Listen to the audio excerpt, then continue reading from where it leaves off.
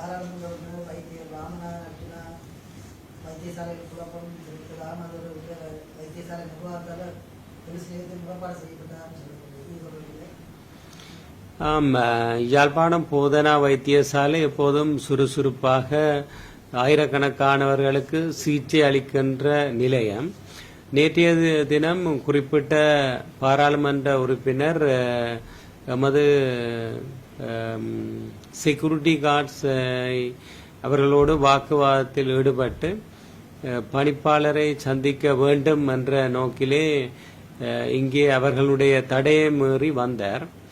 நான் அவர் வந்து எனக்கு முன்னால் இருக்கையில் இருந்ததும் அவரிடம் நான் கேட்டேன், நீங்கள் வருவதாயின் தயவு செய்து அனுமதி ஒன்றை பெற்றே வர வேண்டும், ஏனெனில் இங்கு வைத்தியசாலைகளுடைய முக்கிய கடமைகள் இருக்கின்றன.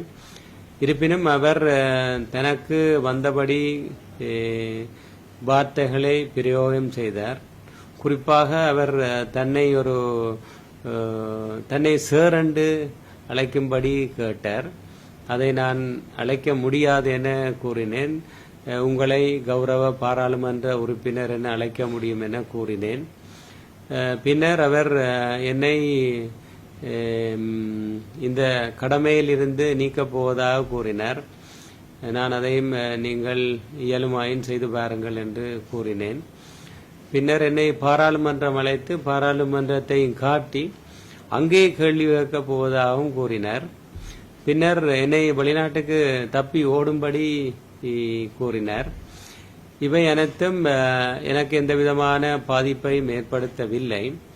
இருப்பினும் என்னுடைய கடமை நேரத்தில் ஒரு இடையூறாக இவற்றை செய்ததை நான் போலீசில் முறையிட்டிருக்கின்றேன்.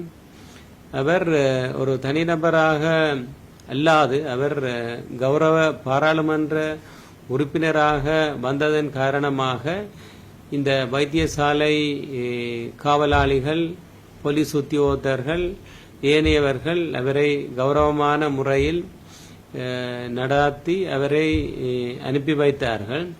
இருப்பினும் இது காவலாளிகள் மற்றும் போலீஸ் உத்தியோகத்தர்கள் ஏனைய உத்தியோகத்தரிடையே ஒரு குழப்பத்தை ஏற்படுத்தி இருக்கின்றது. எதிர்வரும் காலங்களில் இவ்வாறான நபர்கள் எவரையும் நாங்கள் உள்ளே அனுமதிக்க மாட்டோம் என்பதை தெரியப்படுத்துகின்றோம்.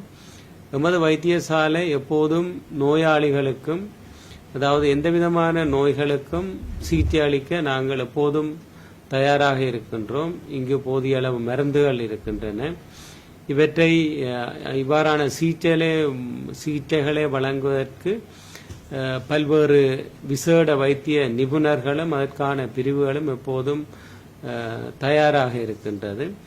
ஆனால் வைத்தியசாலைக்கு சந்திக்க வேண்டும், ஆலோசனை வழங்க வேண்டும் என்ற நோக்கில் யாராவது வருவார்களாயின் அவர்களையும் நாங்கள் உரிய அனுமதியோடு வருகின்ற போது அன்போடு வரவேற்று உரிய முறையில் அவர்களுடைய ஆலோசனைகளையும் அவர்களுடைய குறைபாடுகளையும் நாங்கள் கேட்பதற்கு எப்போதும் தயாராக இருக்கின்றோம்.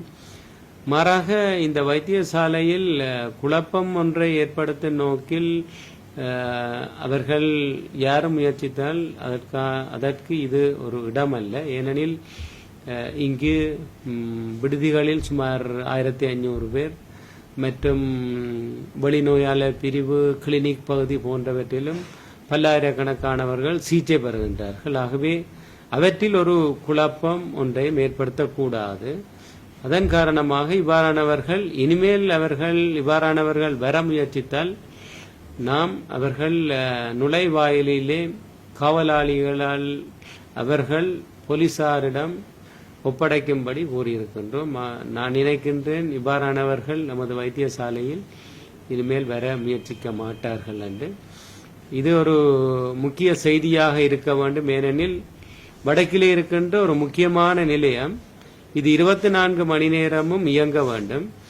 இதனுடைய இயக்கத்தை தனிநபர்கள் தடை செய்வதை நாங்கள் முற்றாக இந்த வைத்தியசாலை சமூகம், நாங்கள் இங்கே 2200 பேர் கடமையில் இருக்கின்றோம். எங்களுடைய ஒவ்வொருவரது கடமை முக்கியம். ஆகவே இதை தயவு செய்து கருத்தில் எடுக்குமாறு தயவுடன் கேட்டுக்கொள்கின்றோம்.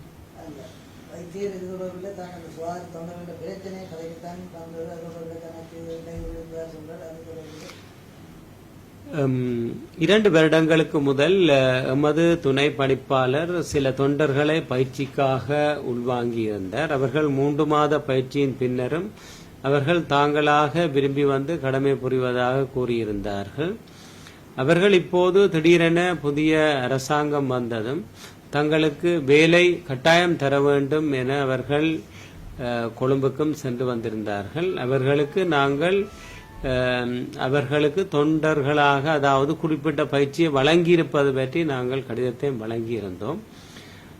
இருப்பினும் அவர்களுடைய நிலை பற்றி சுகாதார அமைச்சின் விளக்கத்தையும் நாங்கள் அனுப்பியிருந்தோம்.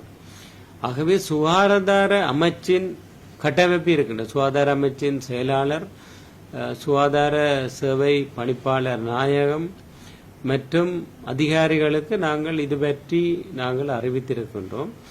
இதுதான் எங்களுடைய சாதாரண, அதாவது நாங்கள் ரிப்போர்ட் பண்ணுகின்ற நடைமுறை. சாதாரணமாக ஒரு கௌரவ பாராளுமன்ற உறுப்பினர் அல்லது யாராவது இந்த கட்டமைப்புக்கு வெளியே இருந்து அவர்கள் எங்களை கேட்கின்ற போது நாங்கள் தகவல்களை வழங்க முடியும்.